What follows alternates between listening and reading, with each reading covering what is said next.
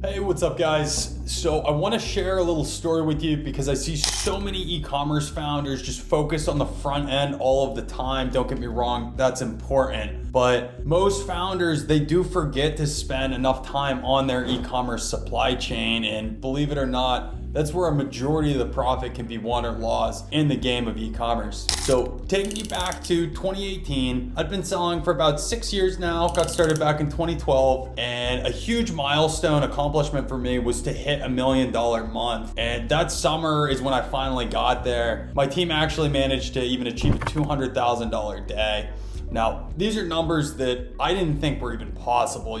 Previously, my revenue record for a month was around $350,000 of revenue, and I just got under a $20,000 day at one point. So, essentially 10x my daily revenue record, and we were doing it at pretty decent margins. So over 5 weeks, this sale did about $1.2 million of revenue, and we were coming in at just under a 30% margin or so. This was the point that we made a critical mistake. For one, we started to party a lot. We're 22, living with the boys, and we just had this huge win. So we're going out, we're having a good time. Maybe too much of a good time. But part of the issue with that is, when you're drinking, it causes memory loss, yada, yada. Everyone's seen Huberman. And we weren't attributing some of the right lessons that actually generated our success. So with the previous sale, we were running our entire operation in-house and shipping all of our orders. So as the manufacturer would send our products in, which they were already a bit delayed, we were running a pre-sale. It wasn't as big of a deal to have that fast shipping time back in 2018 as it is in 2024. And our products would get to our warehouse, and then I had full control over the staff there. So when our product got in, those orders were going out. But instead of doubling down on that, we decided to outsource it. We thought, okay, rather than have this operational distraction, let's just focus more on ad buying, on optimizing our website, and break our record that way. We'll make more money, we'll be able to generate more sales, and even though we're gonna pay a bit more for our order fulfillment, it's gonna work out in the end. So we decided to look for a 3PL partner. Now, I'd worked with maybe 3 or 4 3PLs in the past, kind of knew what the industry was like, and it was important for us that this 3PL partner would be able to do heavy volume. So I was conscious of working with a smaller guy and leaning towards one of the big box 3PL guys, one of those companies that had raised $100 million with the flashy branding and the flashy software. We thought, surely these guys will be able to keep up with our volume. They raised $100 million. That's a lot of money. Major mistake. So when we kicked off this sale at the start of Q4 in 2018, we managed to break the revenue record previously, that $200,000 day, and we actually hit a $265,000 day. That one wasn't at the best margin. I think maybe we should have cleared 10 or 15K that day. But it ended up being around 50,000 orders and $1.5 million over a 5-week time frame. And we were doing this pre-sale type of model where the orders were coming in delayed from India and from China. Little did I know that my tapestries in India, they weren't gonna dry if it was raining. And we sold a lot of freaking tapestries, but I had the weather app for Jaipur, India on my phone. I woke up every morning to see if it was raining or not, to know if another batch of inventory was gonna ship. Now, obviously this is not a good spot to be after you've already sold the product and you needed to get in to fulfill that order to the consumer. There wasn't much I could do at this point though. That was out of my hands, and we were a couple weeks behind. So typically those tapestries, they would have shipped after about 3 weeks, but it was taking around 4 weeks, maybe 5 weeks in some cases, for them to ship from India to get to our 3PL. And we quoted customers at about a 3 to 5 week ship time on average, because typically they were shipping within 3 weeks. They'd get to our facility back when I controlled it, and then those orders would go out the next day. We would staff accordingly. So if we needed to get 2,000 orders out in a day, we would make sure we had the staff to do it. Whether that was the local high school kids, whether we were throwing up an Indeed listing, it didn't matter.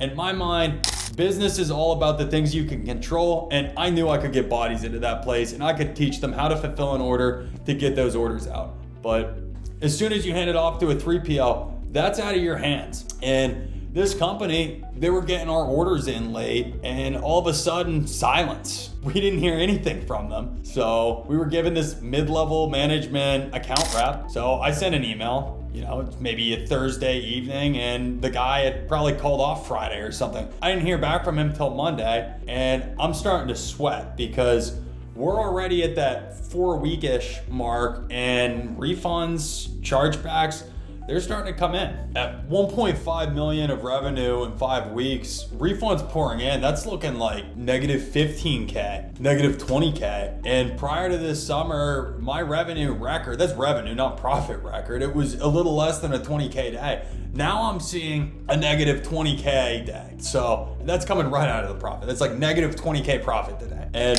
there was only so much profit that could be realized from this sale. The sale was over. We were trying to do the fulfillment, minimize our bleed, but I'm waking up and seeing negative $20,000 when at most what we were gonna make, this was assuming about a 2 to 3% bleed rate.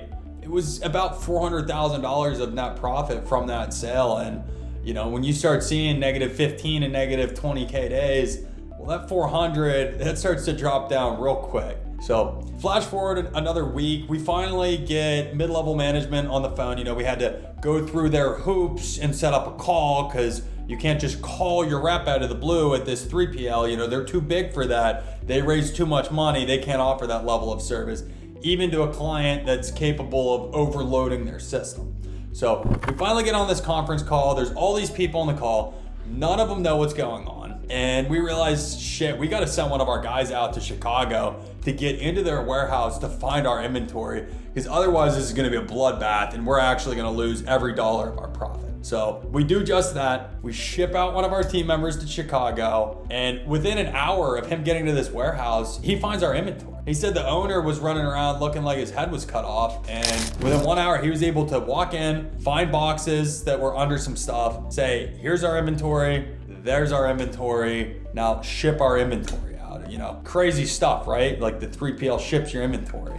But it really just was that, and this was with that big box, industry-leading 3PL that raised a ton of money. So finally, I start to see this shipping company getting out several thousand orders a day. So I know, all right, it's not gonna be 450 days and 100 orders a day for all my stuff to go out, and we can start to minimize the bleed. But unfortunately, at that point, a lot of the damage was already done. We're already 9 weeks out, and even with them shipping 4,000 orders a day, it's still gonna take another 10 days for them to ship the stuff.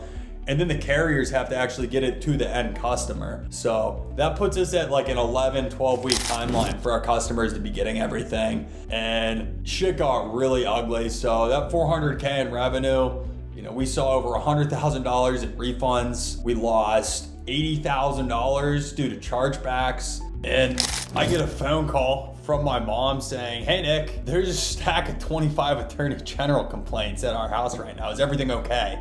I'm 22 at this point in time. I was moving around a lot, so my business address, it was still my parents' house, and they just kept getting attorney general complaints day after day after day. And I'm looking at this just feeling completely helpless because our 3PL was giving us the big old middle finger saying, we don't know. And I'm watching all this money bleed out. AG complaints are showing up at my parents' house. I'm like, shit, at what point is someone gonna come knock on the door of my parents' house saying, hey, did your son just scam all these people? Because, the customers thought they weren't gonna get their products. They were waiting 10 weeks. If I bought something and I was waiting that long, I'd probably be thinking the same thing. And it just sucked. On top of that too, there was a scam group that popped up on Facebook, which I actually joined with my own personal Facebook profile because I wanted to get in front of this. We weren't scamming people. It's just there were these huge delays because of what happened. So I want to get in front of this with my own personal profile, my name and everything behind it, and let these customers know, like, hey, don't worry, like, your orders are coming. I'm so sorry about this, but we just got screwed really bad too, and we're working as hard as we can to make this right for you. My mistake cost me over 200 grand.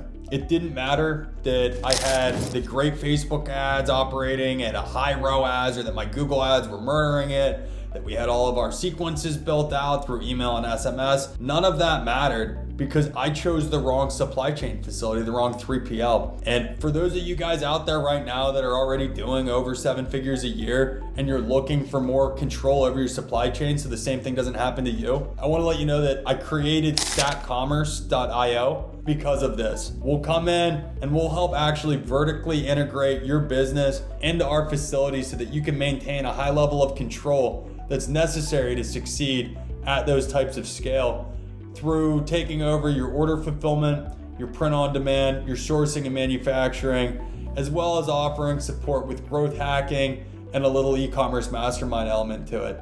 Again, that's stackcommerce.io. Come on over to our website, fill out your information. I look forward to talking with you soon.